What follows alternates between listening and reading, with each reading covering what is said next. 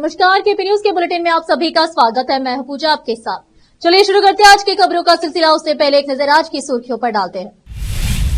बीदर जिले के 6 लोगों ने मृत्यु के बाद स्वेच्छा से अपना शरीर दान किया।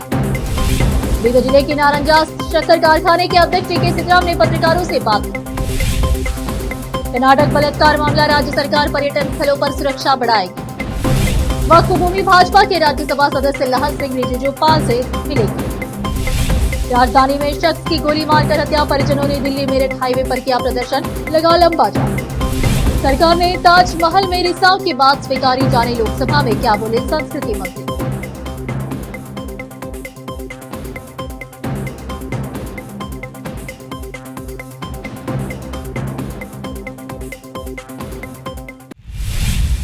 समाचारों का सिलसिला शुरू करते हुए देखते हैं समाचार विस्तार से। शिवराज एस टिनो ने Bidar institute of medical sciences में मेडिकल छात्रों की शिक्षा के लिए अपना शरीर दान कर दिया है। नीलाज और बंडेप्पा एम बच्चन और दंपति बसवराज के पाटिल, श्रीमती गौरम्मा पाटिल और लक्ष्मी मगम गल्लेप्पा और लता गांव चंद्रकांत सभी ने देह दान किया। अखबार में देहदान के बारे में पढ़कर वे ऐसा करने के लिए प्रेरित हुए और आज 10 मार्च को एनाटॉमी विभाग के प्रोफेसर और प्रमुख डॉक्टर द्वारा उन्हें सम्मानित किया गया। संदीप देशमुख और स्टाफ सदस्य doctor dB Patil, doctor Varshali और पीजी छात्र डॉक्टर अस्मा, डॉक्टर दिव्य ज्योति, शिक्षिका डॉक्टर राजेश पाटिल और देहदान के समन्वयक नागेंद्र कमलापुरे, शिवपुत्र मुत्तंगी और सिब्बंदी वर्ग ने देहदान करने वालों को प्रमाण पत्र प्रदान किए। मेडिकल छात्रों की उपस्थिति में उनका अभिनंदन किया गया। विशेष संवाददाता की रिपोर्ट। बीदर जिले की नारंजा शक्कर कारखाने के अध्यक्ष टीके सिद्धराम, कर्नाटक राज्य सहकारिता महामंडल के निर्देशक उमाकांत नागवारपल्ली, कारखाना के उपाध्यक्ष बालाजी चौहान सहित अन्य सदस्यों में आज बीदर शहर के पत्रिका भवन में संवाददाता सम्मेलन में कारखाने के मुद्दे पर बात की और इस सिलसिले में विस्तार से जानकारी दी। कैमरामैन महेश टिक्की का कवरेज। इडी नाडिनल्ली ಹೆಸರು ಮಾಡಿ ಇಡಿ ರಾಷ್ಟ್ರ ಮತ್ತು ಅಂತಾರಾಷ್ಟ್ರ ಮಟ್ಟದಲ್ಲಿ ತಮ್ಮದೇ ಆದ ಕಲೆ ಮತ್ತು ಸಾಹಿತ್ಯ ಮತ್ತು ಸಂಸ್ಕೃತಿಯಲ್ಲಿ ಕಲಾವಿದರು ಮತ್ತು ಸಾಹಿತ್ಯಗಳು ಪ್ರೋತ್ಸಾಹ ಮಾಡುವ ನಿಟ್ಟಿನಲ್ಲಿ ಯಾವ್ಯಾವ ಜಿಲ್ಲೆಯಲ್ಲಿ ಯಾವ್ಯಾವ ಕಲಾ ಪ್ರಕಾರ ಇರುವ ಅನ್ನುವ ನಿಟ್ಟಿನಲ್ಲಿ ಬಹಳ ಒಂದು ಪಾರದರ್ಶಕವಾಗಿ ಒಂದು ಕಲಾವಿದರ ಸೇವೆಯನ್ನು ಗುರುತು ಮಾಡಿ ಇಡೀ ನಾಡಿನಲ್ಲಿ ಹೆಸರು ಮಾಡಿದಂತ ನೂತನ ಕರ್ನಾಟಕ ಜಾನಪದ ಅಕಾಡೆಮಿ ಅಧ್ಯಕ್ಷರಾದಂತ ಗೊಲ್ಲಳ್ಳಿ ಶಿವಪ್ರಸಾದ್ ಸಾಹೇಬರು, ಕರ್ನಾಟಕ ಜಾನಪದ ಅಕಾಡೆಮಿ ಬೆಂಗಳೂರು ಇವತ್ತಿನ ಪತ್ರಿಕಾಗೋಷ್ಠಿಯ ಅಧ್ಯಕ್ಷ ಸ್ಥಾನ ವಹಿಸಿ ಜಿಲ್ಲಾ ಸಹಕಾರ ಕೇಂದ್ರ ಬ್ಯಾಂಕಿನ ಅಧ್ಯಕ್ಷರ ಪಿ ಆಗಿರ್ತಕ್ಕಂಥ ರಮೇಶ್ ಚಿದ್ರಿ ಅವರು, ಹಾಗೆ ಅಲ್ಲಿಂದ ಡಿಒ ಆಗಿರ್ತಕ್ಕಂಥ ಜಿಲ್ಲಾ ಸಹಕಾರ ಕೇಂದ್ರ ಬ್ಯಾಂಕಿನ ಡಿಒ ಅಧಿಕಾರಿಯಾಗಿರ್ತಕ್ಕಂಥ ಚಡ್ಡಳ್ಳಿ ಅವರು ಬಂದರು. ಚಡ್ಡಳ್ಳಿ ಅವರು ಇನ್ನ ಗೇಟಿನ ಹೊರಗಡೆ ನಿಂತಿದ್ದರು. ಇವರು ಚಿದ್ರಿ ಅವರು ಒಂದು ಲಿಖಿತ ಪತ್ರಗಳನ್ನು ತಗೊಂಡು ಬಂದು ಕ್ಯಾಂಡಿಡೇಟ್ ಜೊತೆ ಒಳಗೆ ಬಂದರು. ಅದು ನಾನು ಹೇಳಿದೆ, ಕ್ಯಾಂಡಿಡೇಟ್ ಯಾರಿದ್ದಾರೆ, ಯಾರು ನಾಮಿನೇಷನ್ ಹಾಕಿದ್ರಿ ಅವ್ರು ಮಾತ್ರ ಒಳಗಡೆ ಬರಬೇಕು, ಅಥವಾ ಅವ್ರಿಗೆ ಪ್ರಪೋಸಲ್ ಯಾರಿದ್ರೆ ಅವ್ರು ಮಾತ್ರ ತಾವು ಒಳಗಡೆ ಬರಬೇಕು, ಬೇರೆಯವ್ರು ಒಳಗಡೆ ಬರೋದು ಬೇಡ. ಸಂಬಂಧಪಟ್ಟ ಇದ್ದಂಥ ಯಾರೇ ಇರಲಿ, ಅವರು ಯಾವುದೇ ಹುದ್ದೆಯಲ್ಲಿ ಇರಲಿ, ಅವ್ರು ಒಳಗೆ ಬರೋದು ಅಂತಕ್ಕಂಥ ನಾನು ಅಬ್ಜೆಕ್ಷನ್ ಮಾಡಿದೆ. ಅಬ್ಜೆಕ್ಷನ್ ಮಾಡಿದಂಥ ಸಂದರ್ಭದಲ್ಲಿ ಅವರನ್ನು ನೀವು ಹೊರಗೆ ಹೋಗ್ಬೇಕಂತಕ್ಕಂಥ ಮಾತನ್ನು ನಾನು ಹೇಳಿದೆ. ಅದು ವಿಡಿಯೋ ಕೂಡ ರೆಕಾರ್ಡಿಂಗ್ ಆಗಿದೆ, ವಿಡಿಯೋಗ್ರಾಫಿ ಕೂಡ ರೆಕಾರ್ಡಿಂಗ್ ಆಗಿದೆ. ಆಗ ಹೊರಗೆ ಹೋದ್ಮೇಲೆ ಗಲಾಟೆ ಆಯಿತು. ಗಲಾಟೆ ಏನಾಗಿದೆ ನನಗೆ ಗೊತ್ತಿಲ್ಲ, ಅದು ಹೊರಗಡೆ ಏನೇನಾಯಿತು ಗೊತ್ತಾಗಿಲ್ಲ. ಅದಾದಮೇಲೆ ನನ್ನ ಹೆಸರು ಕೂಡ FIR ಹಾಕಿದರು. ಹಾಗೆ ಇನ್ನೂ 2 3 4 ಜನ ಹೆಸರು, 5 ಜನ ಹೆಸರು FIR ಹಾಕಿ ನನ್ನ ಮೇಲೆ ಕೇಸ್ ಮಾಡಿದ್ರು. ಆಯ್ತಪ್ಪ, ಕೇಸ್ ಮಾಡಿದಾರಲ್ಲ ಅಂತ ಮಾತನ್ನು ಹೇಳಿದ್ರೆ ನಾನು ಪೊಲೀಸ್ ಸ್ಟೇಷನ್ ಹೋದೆ. ಪೊಲೀಸ್ ಸ್ಟೇಷನ್ ಕೂಡ ಪ್ರಶ್ನೆ ಕೂಡ ಮಾಡಿದೆ. ಆಮೇಲೆ FIR ಹೋಗ್ಬೇಕು. FIR ಆದಮೇಲೆ FIR ನಾನು ಇದನ್ನು ಮಾಡ್ಕೊಬಿಟ್ಟು ನಂದು ಜಮಾನತ್ ಮಾಡ್ಕೊಂಡ್ಬಿಟ್ಟು ತಿರ್ಗಾ ಮತ್ತೆ ನೆಕ್ಸ್ಟ್ ಡೇ 28ಕ್ಕೆ ಎಲೆಕ್ಷನ್ ಡೇಟ್ ಫಿಕ್ಸ್ ಆಗಿತ್ತು. ಅಂದರೆ ಶೂಟಿಂಗ್ ಆದಮೇಲೆ 5 ದಿನದ ನಂತರ ಎಲೆಕ್ಷನ್ ಡೇಟ್ 28ಕ್ಕೆ ಎಲೆಕ್ಷನ್ ಡೇಟ್ ಫಿಕ್ಸ್ ಆಗಿತ್ತು. ಎಲೆಕ್ಷನ್ ಡೇಟ್ ದಿವಸದಲ್ಲೂ ಕೂಡ ಯಾರು ಈ ತಾಲೂಕಿಗೆ ಸಂಬಂಧಪಟ್ಟ ಇದ್ದಂಥವ್ರು, ಅಂದರೆ ಯಾವ ವೋಟರ್ ಲಿಸ್ಟ್ನಲ್ಲಿ ಹೆಸರಿಲ್ಲ, ಆ ಸಂಸ್ಥೆಗೆ ಸಂಬಂಧ ಇಲ್ಲ ಅಂತ ಜನ ಬಂದು ಅಲ್ಲಿ 4-5 ಜೀಪ್ಗಳು ಕಟ್ಕೊಂಡು ಬಂದು ಅವ್ರ PA ಅವ್ರದ್ದು ಸಂಬಂಧಪಟ್ಟ ಅಧಿಕಾರಿಗಳು, ಜಿಲ್ಲಾ ಸಹಕಾರ ಕೇಂದ್ರ ಅಧಿಕಾರಿ, ಜಿಲ್ಲಾ ಸಹಕಾರ ಕೇಂದ್ರ ಬ್ಯಾಂಕು ತಾಲೂಕು ಒಕ್ಕೂಟಗಳಿಗೆ ಸಂಬಂಧ ಇದೆ. ಇದೇ ಸಂಸ್ಥೆನೇ ಬೇರೆ, ಜಿಲ್ಲಾ ಸಹಕಾರ ಕೇಂದ್ರ ಬ್ಯಾಂಕ್ ಸಂಸ್ಥೆನೇ ಬೇರೆ. ಆ ಅಧಿಕಾರಿಗಳ ತನ್ನ ಅಧಿಕಾರ ದುರ್ಬಳಕೆ ಮಾಡ್ಕೊಂಬ ಉದ್ದೇಶದಿಂದ ಜಿಲ್ಲಾಧ್ಯಕ್ಷರ ಒಂದು ಮಾರ್ಗದರ್ಶನ ಅವರೇ ಬರ್ತಿದ್ದಾರೆ, ನಾನು ಬರ್ತಿಲ್ಲ. ಇದು ಕಂಪ್ಲೇಂಟ್ ಬಟ್ ನಾನು ಜಿಲ್ಲಾ ಸಹಕಾರ ಕೇಂದ್ರ ಬ್ಯಾಂಕಿನ ಅಧ್ಯಕ್ಷರ PA ಅಂತ ಹೇಳಿ ಬರ್ತಿದ್ದಾರೆ ಅವರು ಕಂಪ್ಲೇಂಟ್ನಲ್ಲಿ. ಹಾಗೆ ಡಿಒ ಕೂಡ ಡಿಒ ಇದ್ದೀನಿ, ಅಭಿವೃದ್ಧಿ ಅಧಿಕಾರಿ ಇದ್ದೀನಿ ಅಂತ ಬರ್ತಿದ್ದಾರೆ. ಈಗ ಇಂಥ ಜನ ಅವಕಾಶ ಇದೆಯಾ? ರೈತರ ಹಿತ, ನಾವು ರೈತರ ಹಿತ ಕಾಪಾಡ್ತೇವೆ, ನನ್ನ ಪ್ರಕಾರ ಎಲ್ಲವೂ ಸುಸೂತ್ರವಾಗಿ ನಡೆದ್ರೆ 25 ಮಾರ್ಚ್ ಒಳಗಾಗಿ ಕಂಪ್ಲೀಟ್ 59 ಕೋಟಿ ರೈತರ ದುಡ್ಡನ್ನು ಅವ್ರ ಖಾತೆಗೆ ಹಾಕ್ತೇವೆ. ಈ ಮಾರ್ಚ್ ಒಳಗಡೆ ಯಾವುದೇ ಕಾರಣಕ್ಕೆ ₹1 ಪೆಂಡಿಂಗ್ ಇಟ್ಕೋಬಾರ್ದು ಅಂತ ನಮ್ಮ ಆಡಳಿತ ಮಂಡಳಿ ನಿರ್ಣಯ ಇದೆ. ಅದು ಅವಕಾಶ ಬರ್ಬೇಕು ಅಷ್ಟೇ, ರಿಲೀಜಿಯಸ್ ಬರ್ಬೇಕು. ನಮ್ಮ ಪರಿಸ್ಥಿತಿ ಕಂಡೀಷನ್ ಟು ರಿಲೀಜಿಯಸ್ ಮಾಡ್ತೀನಿ ಸರ್, ಮಾಡೀನಿ ಸರ್, ಆ ವ್ಯವಸ್ಥೆಗಳು ಮಾಡ್ಕೊಂಡೇನಿ ಸರ್. ನಾಡಿದ್ದು ನಿಮಗೆ ಅದು ಗುಡ್ ನ್ಯೂಸ್ ಕೊಡ್ತೇನೆ, ಮಾಡ್ಕೊಂಡೇನಿ ಸರ್. ರೈತರ ಹಿತ ಕಾಪಾಡಬೇಕಂದ್ರೆ ನಮ್ಮ ಆಡಳಿತ ಮಂಡಳಿ ತೀರ್ಮಾನ ಮಾಡಿದೆ. ಮತ್ತೆ ನಾನು ಇವತ್ತು ಹೇಳ್ತೀನಿ ಸರ್, ನಮ್ ಯಾವ ಆಡಳಿತ ಮಂಡಳಿದರು ಒಂದು ಸಣ್ಣ ಎಂಟರ್ಫಿಯರೆನ್ಸ್ ಇಲ್ಲ. ಮಾರ್ಚ್ ಇದೆ ರೀ, ಬೇರೆ ಪಾಪ ಈ ತನನೇ ಲೇಟ್ ಆಗ್ಯದ. ಆಕ್ಚುಲಿ ರೈತರಿಗೆ ನಾವು ಕಬ್ಬು ಹಾಕಿದ 15 ದಿನದಾಗ ಪೇಮೆಂಟ್ ಕೊಡ್ಬೇಕಂತ ಸರ್ಕಾರದ ಆದೇಶಗಳಿವೆ. ಜಿಲ್ಲಾಧಿಕಾರಿಗಳು ಪಾಪ ದಿನನಿತ್ಯ ನಮಗೆ ನೋಟಿಸ್ಗಳು ಕೊಡ್ಲತ್ತಾರ. ಆದ್ರೂ ನಮ್ಮ ಕೈಯಾಗಿಲ್ಲ, ರಿಲೀಸ್ ಮೆಕ್ಯಾನಿಸಮ್ ಸೆಂಟ್ರಲ್ ಗೌರ್ಮೆಂಟ್ ಕೈಯಾಗಿರೋದ್ರಿಂದ ಅನಿವಾರ್ಯವಾಗಿ ಹೆಂಗೆ ಸಿಕ್ಕರೆ ಮಾರಾಟಕ್ಕೆ ಅವಕಾಶ ಸಿಗಲತ್ತ ಹಂಗೆ ನಾವು ಪೇಮೆಂಟ್ ಹಾಕೋದು ನಡೆದೇವೆ. ಆದ್ರೂ ಅದಕ್ಕೆ ಬೇರೆ ಮಧ್ಯಂತರ ದಾರಿ ಹುಡುಕಿದ್ದೇವೆ. 25 ಮಾರ್ಚ್ ಒಳಗಡೆ ನಿನ್ನೆ ನಮ್ಮ ಆಡಳಿತ ಮಂಡಳಿಯಲ್ಲಿ ಕೈಗೊಳ್ಳ ತೀರ್ಮಾನ ಪ್ರಕಾರ 25 ಮಾರ್ಚ್ ಒಳಗೆ ಎಲ್ಲಾ ರೈತರು ಕಂಪ್ಲೀಟ್, ಯಾರ್ದು ಈ ತನೂ ಯಾವ್ದು ಯಾವ ವರ್ಷನೂ ಪೆಂಡಿಂಗ್ ಇಟ್ಕೊಂಡಿಲ್ಲ, ಸಪ್ಲೈರ್ದು ಪೆಂಡಿಂಗ್ ಇಟ್ಕೊಂಡಿಲ್ಲ. ಒಂದು ಸಣ್ಣ ಬೂದಿ ತೆಗೆದಾರಂದ್ರೆ ಅವ್ರದ್ದು ಪಟ್ಟಾಕಿದ್ದೇವೆ. ಈಗನು 25 ಮಾರ್ಚ್ ಒಳಗೆ ಎಲ್ಲ ಅಪ್ ಟು ಡೇಟ್ ಕ್ಲಿಯರ್ ಮಾಡಿ ಬ್ಯಾಂಕ್ನವ್ರು ಅಲೋ ಮಾಡಿದ್ರೆ 20 ಕೋಟಿ ಬ್ಯಾಂಕಿಗೂ 25 ಮಾರ್ಚ್ ಕಟ್ಟಬೇಕು ಅಂತಿದೆ. ನಾವು 20 ಕೋಟಿ ರೂಪಾಯಿ ಕಟ್ಟಬೇಕಂತಿದೆ. ನಮ್ಮ ಉದ್ದೇಶ ದುರುದ್ದೇಶ ಇಲ್ಲ, ಬ್ಯಾಂಕು ಹಾಳಾಗಬಾರ್ದು, ಇದು ನಮ್ಮ ಭಾವನೆ ಇದೆ. ಗುರುಪಾದಪ್ಪ ಸಾಹೇಬರು ಸ್ಥಾಪಿಸಿರ್ತಕ್ಕಂಥ ಬ್ಯಾಂಕು, ಆ ಬ್ಯಾಂಕ್ನು ಉಳಿಬೇಕಂತ ಅಷ್ಟೇ ನಮ್ಮ ಕನಸದ. ಈಗ ಹೋದ್ ಸಾರ್ ನನ್ನ ಕಣ್ಣಾಗ ನೀರು ಬಂದು ಗುರುಪಾದಪ್ಪ ಸಾಹೇಬ್ರ ಮೂರ್ತಿ ನೋಡಿದೆ. ಯಾರು ಗುರುಪಾದಪ್ಪ ಸಾಹೇಬರು ಕಾಲ್ ಬಿದ್ದು DCC ಬ್ಯಾಂಕ್ದಾಗ ಡೈರೆಕ್ಟರ್ ಆಗಿ ಎಂಟ್ರಿ ಹೊಡೆದ್ರು, ಅಲ್ಲಿ ಝಾಡೋ ಹೊಡೆದಿಲ್ಲ ಸರ್, ಅದೊಂದು ಸರ ಹಾಕಿಲ್ಲ, ಒಂದು ದೀಪ ಇರ್ತಿತ್ತು ಸರ್, 24 hours ಉರಿತಿತ್ತು. ಈಗ ಪತ್ರ ಕೊಡ್ಲಾಕ್ ಹೋದಾಗ ನನ್ನ ಕಣ್ಣ ನೀರು ಬಂದು ನಾವು ಒಂದು 10 ಸೆಕೆಂಡ್ ನಾನು ನಿಂತಿಲ್ಲ. ನೀವು ನೋಡಿರಿ, ನೀವು ಅಬ್ಸರ್ವ್ ಮಾಡಿರಿ. ನಮ್ಮ ತಂದೆ ಸಮಾನರು ಇಡೀ ಜಿಲ್ಲೆಗೆ ಒಳ್ಳೇದು ಮಾಡಿದಂತ ವ್ಯಕ್ತಿರ. ಎಂದೂ ಯಾರಿಗೆ ಕೆಟ್ಟದ್ದು ಬಯಸಿಲ್ಲ ಮನುಷ್ಯ, ಎಂದೂ ಜಾತೀಯತ ಮಾಡಿಲ್ಲ ಮನುಷ್ಯ. ಎಲ್ಲರೂ ಇವ್ರು ಏನು ಅಲ್ಲತ್ತಲ್ಲ ಗೊತ್ತೇನು ದೊಡ್ಡವರಾಗ್ಯಾರ, ಅವ್ರ ಕಾಲ್ ಬಿದ್ದಿದ್ದವ್ರ ನಾಲ್ಕವಾಯ್ತು. ಅವ್ರ ಮೂರ್ತಿ ಸರಿ ಅನ್ಯಾಯ ಮಾಡ್ತೀರಿ. ಆ ಮೂರ್ತಿ ಏನ್ ಮಾಡಿದೆ ನಿಮ್ಗೆ? ಮೂರ್ತಿ ಯಾರ್ದು ಸುಮ್ಮನೆ ಕೂಡ್ಸಲ್ಲ. ಅಷ್ಟು ದೊಡ್ಡ ಸಂಸ್ಥೆ ಸ್ಥಾಪನೆ ಮಾಡ್ಯಾರ ಅಂತ ಕಡೆ ಕೂಡಿಸಿದ್ದ, ಸುಮ್ಮನೆ ಕೂಡಿಸಿಲ್ಲ. ನಿಮ್ಗೆ ಕೂಡಿಸ್ತಾರೆ ನೋಡ್ರಿ. ಮತ್ತೆ ಮುಂದೆ ಒಂದು ದೀಪ ಹಚ್ಚಿರಿ ಸರ್, ಅಲ್ಲಿ ಒಂದು ಹೂವ ಸರ್, ಸಿಂಗಲ್ ಒಂದು ಹೂವ ಸರ್, ಜಾಡು ಹೊಡೆದಿಲ್ಲ. ಎಷ್ಟು ಕಳಕಳ ಅನಿಸ್ತಿರ್ಬೇಕು ಮನುಷ್ಯ. ಇಡೀ ಜಿಲ್ಲೆಗೆ ಬೆಳಕು ಚೆಲ್ಲಿರ್ತಕ್ಕಂಥ ಒಬ್ಬ ವ್ಯಕ್ತಿ ಬಗ್ಗೆ ನಿಮ್ ಭಾವನೆ ಹಿಂಗದ ಅಂದ್ರ ಆ ದೇವ್ರು ನೀವು ಮಾಫ್ ಮಾಡೋದು ಚಿಂತೆ ಮಾಡ್ಬೇಡ್ರಿ. ನೀವು ಬಾಳ ಅಧಿಕಾರದ ರೊಕ್ಕದಂತೇನು ಮೆರಿಲೆತ್ತಿರಲ್ಲ, ಆ ದೇವ್ರನ್ನೂ ನೀವು ಮಾಫ್ ಮಾಡಲ್ಲ. ನೋಡ್ಕೋತ ನಡೀರಿ ನೀವು. ಇದು ಬಾಳ ಮಂದಿ ಈಗಿರ್ತಕ್ಕಂಥ ದೊಡ್ಡ ಸ್ಥಾನದಾಗಿದ್ದಾರೆ ಅಂದ್ರೆ DK ನಿಂದ ಕರಿನೇ ಅಲ್ಗಿಯದಪ್ಪ ಅಂತ ಹೇಳಿ ಅವರೇ ಅಂದಿದ್ದವ್ರಲ್ಲ. रुकते समाचारों का सिलसिला एक ब्रेक के लिए, जल्द लौटते हैं ब्रेक के बाद।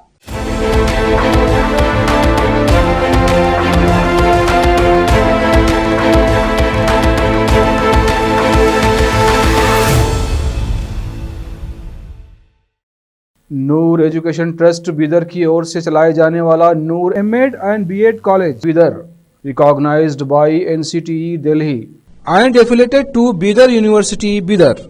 Admission are open for the academic year 2024-25.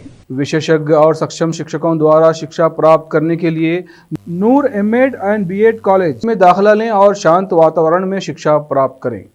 Bidar शहर में बेहतर शिक्षा का एकमात्र केंद्र Noor M.Ed and B.Ed college, Shahpur gate, Bidar.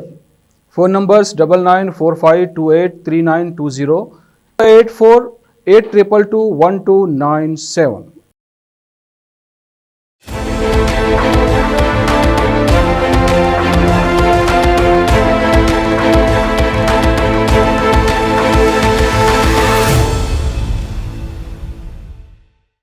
Break के बाद आपका स्वागत है। आइए देखते हैं देश के अन्य समाचार। कर्नाटक के गृह मंत्री जी परमेश्वर ने आश्वासन दिया कि हम्पी के निकट एक विदेशी नागरिक और हम होम स्टे मालिक के साथ हाल ही में हुई बलात्कार की घटना के मद्देनजर पर्यटन स्थलों पर सुरक्षा उपायों को काफी मजबूत किया जाएगा। मंत्री ने यह भी कहा कि आगे चलकर कर्नाटक आने वाले पर्यटकों को उनकी सुरक्षा सुनिश्चित करने के लिए क्या करना चाहिए और क्या नहीं करना चाहिए, इसकी जानकारी दी जाएगी। परमेश्वर ने यहाँ संवाददाताओं से कहा कि निश्चित रूप से हम हम्पी और अन्य पर्यटन स्थलों पर सुरक्षा उपाय बढ़ाने जा रहे हैं। उन्होंने आगे बताया कि सरकार मौजूदा सुरक्षा उपायों का पुनर्मूल्यांकन करेगी करेगी। मंत्री ने यह भी कहा कि एक इजरायली नागरिक सहित 2 महिलाओं के साथ बलात्कार की घटना से पर्यटन क्षेत्र पर असर पड़ने की संभावना है। भाजपा के राज्यसभा सदस्य लहर सिंह सिरोया ने कहा कि वह कर्नाटक में कांग्रेस नेताओं द्वारा वक्फ संपत्तियों के कथित दुरुपयोग के दस्तावेजों के साथ सोमवार को नई दिल्ली में केंद्रीय मंत्री किरण रिजिजू और वक्फ कानून पर संयुक्त संसदीय समिति के अध्यक्ष जगदाम्बिका पॉल से मुलाकात करेंगे। उन्होंने उम्मीद जताई कि ये दस्तावेज केंद्र को वक्फ संपत्तियों पर कानून बनाने में मदद करेंगे। उन्होंने आरोप लगाया कि कर्नाटक में कांग्रेस नेताओं सहित प्रभावशाली लोगों द्वारा वक्फ भूमि का दुरुपयोग किया गया है। सिद्धरामैया ने 2016 में मुख्यमंत्री रहते हुए कथित अनियमितताओं पर तत्कालीन उप लोकायुक्त न्यायमूर्ति एन आनंद की रिपोर्ट को जानबूझकर नजरअंदाज करके इन प्रभावशाली नेताओं को बचाया था। उन्होंने दस्तावेज दिखाते हुए कहा कि ये दस्तावेज करीब 40,000 पन्नों के हैं। ये कर्नाटक के हर जिले से है और इन्हें संबंधित डिप्टी कमिश्नर ने दाखिल किया है और जस्टिस आनंद को सौंप दिया है। इससे ज्यादा प्रामाणिक और सटीक कुछ नहीं हो सकता। उन्होंने राज्य सरकार से आग्रह किया कि वह विधानसभा के चालू सत्र में जस्टिस आनंद आयोग की रिपोर्ट पेश करें। उन्होंने कहा कि ये दस्तावेज राज्य सरकार द्वारा जस्टिस आनंद की अध्यक्षता में 2012 में गठित जांच आयोग को भेजे गए थे। पुलिस ने बताया कि बेलूरू में रविवार दोपहर एक जर्जर दुकान के ढह जाने से कम 2 लोगों की मौत हो गई तथा कई अन्य के फंसे होने की आशंका है। उन्होंने बताया कि जब दुकान ढह गई तब ग्राहक दुकान के अंदर थे। सूचना मिलने पर पुलिस तथा अग्निशमन एवं आपातकालीन सेवा कर्मी घटनास्थल पर पहुंचे और बचाव अभियान शुरू किया। उन्होंने बताया कि मलबे से 2 शव बरामद कर लिए गए जबकि फंसे हुए लोगों को बचाने के प्रयास जारी है। रुकते समाचारों का सिलसिला एक ब्रेक के लिए, जल्द लौटते हैं ब्रेक के बाद। नूर एजुकेशन ट्रस्ट बीदर की ओर से चलाए जाने वाला Noor MEd and BEd college Bidar, recognised by NCTE Delhi and affiliated to Bidar University, Bidar. Admission are open for the academic year 2024-25. विशेषज्ञ और सक्षम शिक्षकों द्वारा शिक्षा प्राप्त करने के लिए नूर एमएड एंड बीएड कॉलेज में दाखिला लें और शांत वातावरण में शिक्षा प्राप्त करें। बीदर शहर में बेहतर शिक्षा का एकमात्र केंद्र Noor MEd and BEd college, Shahpur gate, Bidar. Phone numbers 9945283920, 8482221297। Break के बाद आपका स्वागत है। आइए देखते हैं देश के अन्य समाचार। राजधानी दिल्ली में एक व्यक्ति की गोली मारकर हत्या कर देने का मामला सामने आया है। इस घटना के बाद मृतक के परिजनों ने अक्षरधाम गाजियाबाद रोड पर जमकर प्रदर्शन किया। इस दौरान मृतक के परिजनों ने आरोपियों की गिरफ्तारी की मांग करते हुए चक्का जाम भी किया। इस वजह से दिल्ली मेरठ हाईवे पर लंबा जाम लग गया। जाम की वजह से दफ्तर जा रहे लोगों को काफी परेशानियों का सामना करना पड़ा। हालांकि पुलिस की टीम मौके पर पहुंच गई है और जाम को खुलवाने का प्रयास किया जा रहा है। दरअसल पूर्वी दिल्ली में राष्ट्रीय राजमार्ग 24 पर फूल मंडी के पास 32 वर्षीय एक व्यक्ति की गोली मारकर हत्या कर दी गई। पुलिस के एक अधिकारी ने बताया कि गाजीपुर गांव का निवासी रोहित गोली लगने से घायल हो गया था। उसे एलबीएस अस्पताल ले जाया गया जहां उसे मृत घोषित कर दिया गया। अधिकारी ने बताया कि यह घटना फूल मंडी के पास एक व्यस्त इलाके में घटी। इस मामले में ईस्ट डिस्ट्रिक्ट के एडिशनल डीसीपी एक विनीत कुमार ने बताया, हमें सूचना मिली कि एक व्यक्ति घायल है। जब हम अस्पताल गए तो पता चला कि उसे गोली लगी है। शुरुआती जांच में 2 लोगों को हिरासत में लिया गया है और कई टीमें इस पर काम कर रही है। लोकसभा में सोमवार को सरकार ने इस बात को स्वीकार किया कि बारिश के दौरान ताजमहल में पानी के रिसाव की एक घटना सामने आई है। इसके साथ ही सरकार ने आश्वासन दिया कि वह ऐतिहासिक धरोहरों के संरक्षण के प्रति संवेदनशील है। केंद्रीय संस्कृति मंत्री गजेंद्र सिंह शेखावत ने प्रश्नकाल के दौरान एआईएमआईएम सांसद अजहरुद्दीन ओवैसी के पूरक प्रश्न के उत्तर में यह बात कही। उन्होंने कहा कि जहां तक ताजमहल के रख रखाव का विषय है तो यह बात सही है कि पानी के रिसाव की एक घटना सामने आई थी। लगातार बारिश के कारण जो स्थिति बनी उसमें तुरंत सुधार किया गया है। केंद्रीय संस्कृति मंत्री गजेंद्र सिंह शेखावत ने कहा कि भारत सरकार पूरी तरह संवेदनशील है और ऐतिहासिक धरोहरों के संरक्षण के लिए काम कर रही है। उन्होंने कहा कि सरकार प्रतिबद्धता के साथ विरासत का सम्मान करते हुए विकास के लिए काम कर रही है। मंत्री ने एक अन्य प्रश्न के उत्तर में कहा कि देश में मोदी सरकार से पहले चंद लोगों को पूजा पद्धति या वोट बैंक की ताकत के आधार पर कुछ विशेष अधिकार मिलते थे जो समानता की श्रेणी में आने के बाद समाप्त हो गए हैं। उन्होंने कहा कि मोदी सरकार टीम इंडिया के रूप में सबको साथ लेकर और सहकारी संघवाद के विचार के साथ काम करती है। महाराष्ट्र के उप मुख्यमंत्री और वित्त मंत्री अजित पवार ने विधानसभा में राज्य का 11वां बजट पेश किया। अपने बजट भाषण के दौरान अजित पवार ने प्रधानमंत्री नरेंद्र मोदी का धन्यवाद करते हुए कहा कि केंद्रीय बजट में जो राहत दी गई उसके लिए मैं प्रधानमंत्री मोदी और केंद्रीय सरकार का आभार व्यक्त करता हूं। हम महाराष्ट्र के लोगों की उम्मीदों पर खरा उतरने की पूरी कोशिश करेंगे। अजित पवार ने कहा कि महाराष्ट्र देश में विदेशी प्रत्यक्ष निवेश FDI में नंबर 1 स्थान पर है। दावोस में महाराष्ट्र ने 56 कंपनियों के साथ 15.72 लाख करोड़ रुपए के समझौते पर हस्ताक्षर किए, जिससे 16 लाख लोगों को रोजगार मिलेगा। महाराष्ट्र देश के कुल GDP में 15.4% का योगदान करता है। वित्त मंत्री ने आगे बताया कि मुंबई महानगरीय क्षेत्र विकास प्राधिकरण MMRDA को महाराष्ट्र का विकास केंद्र बनाने के लिए 7 व्यापार केंद्रों की योजना बनाई गई है। इन केंद्रों के माध्यम से महाराष्ट्र को और अधिक व्यापारिक और औद्योगिक दृष्टि से सशक्त किया जाएगा। सकल हिंदू समाज के आह्वान पर सोमवार को भीलवाड़ा जिला मुख्यालय शाम 5 बजे तक बंद रखा गया है। बाबर जिले के विजयनगर कस्बे में नाबालिग बालिकाओं को प्रेम के जाल में फंसाकर शोषण करने और भीलवाड़ा शहर में गैंगरेप की घटनाओं के विरोध में ये बंद रखा गया है। इस बंद को लेकर जिला प्रशासन ने सुरक्षा व्यवस्था के मद्देनजर खास इंतजाम किए हैं। जिला कलेक्टर जसमीत सिंह संधू ने शहर के विभिन्न क्षेत्रों में कार्यपालक मजिस्ट्रेट नियुक्त किए हैं। वहीं भीलवाड़ा पुलिस अधीक्षक धर्मेंद्र सिंह यादव ने शहर में शांति और कानून व्यवस्था बनाए रखने के लिए पुलिस की भारी तैनाती की है। साथ ही अभय कमांड सेंटर से शहर में लगे CCTV कैमरे के माध्यम से शहर की निगरानी की जा रही है।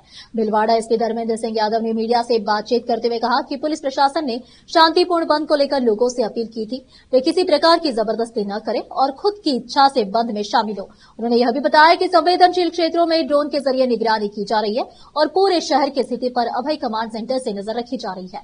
इस बंद के दौरान पुलिस की 500 जवानों की टीम तैनात की गई है। साथ ही सीनियर अधिकारी भी फील्ड में मौजूद है। सकल हिंदू समाज के लोगों हाथों में भगवा झंडा लेकर शहर में रैली के रूप में निकल रहे हैं और शहर के विभिन्न क्षेत्रों में प्रदर्शन कर रहे हैं।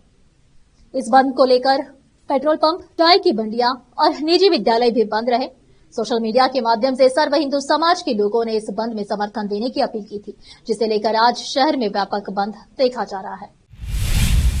नई शिक्षा नीति और 3 भाषा को लेकर तमिलनाडु की राजनीति में काफी हंगामा मचा हुआ है। DMK पार्टी के प्रमुख और तमिलनाडु के CM ने केंद्र सरकार पर राज्य पर हिंदी भाषा को थोपने का आरोप लगाया है और भाषा युद्ध तक की चेतावनी दे दी है। वहीं अब लोकसभा में केंद्रीय शिक्षा मंत्री धर्मेंद्र प्रधान ने DMK पर बड़ा हमला बोला है। शिक्षा मंत्री प्रधान ने DMK को बेईमान बताया है और तमिलनाडु के छात्रों का भविष्य बर्बाद करने का भी आरोप लगाया है। उन्होंने कहा कि नई शिक्षा नीति में हिंदी भाषा किसी पर थोपी नहीं जा रही है। नई शिक्षा नीति और 3 भाषा विवाद पर केंद्रीय शिक्षा मंत्री धर्मेंद्र प्रधान ने कहा कि वे DMK बेईमान हैं। वे तमिलनाडु के छात्रों के प्रति प्रतिबद्ध नहीं है। वे तमिलनाडु के छात्रों का भविष्य बर्बाद कर रहे हैं। उनका एकमात्र काम भाषा की बाधाएं खड़ी करना है। वे राजनीति कर रहे हैं, वे शरारत कर रहे हैं, वे अलोकतांत्रिक और असभ्य हैं। संसद परिसर के बाहर मीडिया से बात करते हुए केंद्रीय शिक्षा मंत्री धर्मेंद्र प्रधान ने कहा कि हाल ही में भारत सरकार ने तमिलनाडु सरकार के साथ चर्चा की थी। इसमें समझौते का रास्ता भी निकाला गया। अगर तमिलनाडु सरकार उस रास्ते पर सहमत होती है तो हमें उन्हें PM श्री आवंटन देने में कोई आपत्ति नहीं है। तमिलनाडु में PM श्री स्कूलों में केवल तमिल भाषा ही शिक्षा का माध्यम होगी। आपका विरोध क्या है, मुझे यह समझ में नहीं आता। पंजाब, कर्नाटक, महाराष्ट्र सभी PM श्री और NEP को लागू कर रहे हैं। कोई किसी पर कोई भाषा नहीं थोप रहा है, वे सिर्फ राजनीति कर रहे हैं। एक बार फिर से रुकते हैं एक ब्रेक के लिए, जल्द लौटते हैं ब्रेक के बाद। नूर एजुकेशन ट्रस्ट बीदर की ओर से चलाए जाने वाला Noor M.Ed and B.Ed college Bidar, recognised by NCTE Delhi and affiliated to Bidar University, Bidar. Admission are open for the academic year 2024-25. विशेषज्ञ और सक्षम शिक्षकों द्वारा शिक्षा प्राप्त करने के लिए नूर M.Ed and B.Ed कॉलेज में दाखिला लें और शांत वातावरण में शिक्षा प्राप्त करें। बीदर शहर में बेहतर शिक्षा का एकमात्र केंद्र Noor M.Ed and B.Ed college, Shahpur gate, Bidar. Phone numbers 9945283920, 8482221297। Break के बाद आपका स्वागत है। आइए देखते हैं अब अंतर्राष्ट्रीय समाचार। अमेरिकी राष्ट्रपति डोनाल्ड ट्रंप द्वारा विदेशी सहायता कार्यक्रमों में व्यापक कटौती करने के बाद 80 से अधिक अफगान महिलाओं को जो तालिबान से बचकर ओमान में हायर एजुकेशन प्राप्त कर रही थी, अब अफगानिस्तान लौटने का आदेश दिया गया है। इन महिलाओं की स्कॉलरशिप अमेरिकी एजेंसी यूएसएआईडी द्वारा वित्त पोषित की गई थी, जो अब बंद होने के कगार पर है। ट्रंप और उनके सहयोगी एलन मस्क ने 90% से अधिक विदेशी सहायता अनुबंधों को समाप्त करने का फैसला लिया है। यूएसएआईडी द्वारा वित्त पोषित ये स्कॉलरशिप जनवरी में अमेरिकी राष्ट्रपति के पदभार ग्रहण करते ही अचानक समाप्त कर दी गई है, जब ट्रंप ने विदेशी सहायता पर रोक लगा दी। रिपोर्ट के मुताबिक एक छात्रा ने मीडिया से कहा कि यह दिल तोड़ने वाला था। हर कोई हैरान था और रो रहा था। हमें बताया गया कि हमें 2 हफ्तों के अंदर वापस भेज दिया जाएगा। लगभग 4 साल पहले अफगानिस्तान की सत्ता पर कब्जा करने वाले तालिबान ने महिलाओं पर सख्त पाबंदियां लगाई है, जिनमें विश्वविद्यालयों में पढ़ाई पर भी रोक शामिल है। सीरिया के अपदस्थ राष्ट्रपति बशर अल असद के वफादारों और सुरक्षा बलों के बीच 2 दिन तक संघर्ष जारी है। इस प्रतिशोध हिंसा में मरने वालों की संख्या बढ़कर 1000 से अधिक हो गई है, जिनमें लगभग 750 आम नागरिक शामिल है। मानवाधिकार संगठन ने शनिवार को इसकी जानकारी दी। सीरिया में 14 साल पहले शुरू हुए संघर्ष के बाद से यह हिंसा की सबसे घातक घटनाओं में से एक है। ब्रिटेन के मानवाधिकार संगठन Syrian observatory for human rights ने कहा कि 745 नागरिकों के अलावा सरकारी सुरक्षा बलों के 125 सदस्य और अपदस्थ राष्ट्रपति बशर अल असद से संबद्ध सशस्त्र समूहों के 148 चरमपंथी भी मारे गए। मानवाधिकार संगठन ने यह भी बताया कि तटीय शहर लत्या के आसपास के बड़े इलाकों में बिजली और पेयजल आपूर्ति बाधित हो गई है तथा कई बेकरी बंद हो गई है। सीरिया में 3 महीने पहले असद को अपदस्थ करके सत्ता पर विद्रोहियों के कब्जा करने के 3 महीने बाद गुरुवार को शुरू हुई यह झड़प दमश्क की नई सरकार के लिए एक बड़ी चुनौती के रूप में उभरी है। सरकार ने कहा कि वे असद के समर्थकों द्वारा किए गए हमलों के खिलाफ कार्रवाई कर रहे हैं। उन्होंने बड़े पैमाने पर हुई इस हिंसा के लिए अलग अलग व्यक्तियों द्वारा की गई कार्रवाइयों को जिम्मेदार ठहराया। सीरिया में हालिया झड़पें तब शुरू हुई जब सुरक्षा बलों ने गुरुवार को तटीय शहर जबलेह के पास एक वांछित व्यक्ति को हिरासत में लेने की कोशिश की। इस दौरान असद के वफादारों ने उन पर घात लगाकर हमला कर दिया। फिर से एक नजर सुर्खियों पर। बीदर जिले के 6 लोगों ने मृत्यु के बाद स्वेच्छा से अपना शरीर दान किया। बीदर जिले के नारंजा शक्कर कारखाने के अध्यक्ष के सिद्धराम ने पत्रकारों से बात की। कर्नाटक बलात्कार मामला, राज्य सरकार पर्यटन स्थलों पर सुरक्षा बढ़ाएगी। वक्फ भूमि भाजपा के राज्यसभा सदस्य लहन सिंह रिजिजूपाल से मिलेगी। राजधानी में शख्स की गोली मारकर हत्या, परिजनों ने दिल्ली मेरठ हाईवे पर किया प्रदर्शन, लगा लंबा जाम। सरकार ने ताजमहल में रिसाव के बाद स्वीकारी जाने लोकसभा में, क्या बोले संस्कृति मंत्री।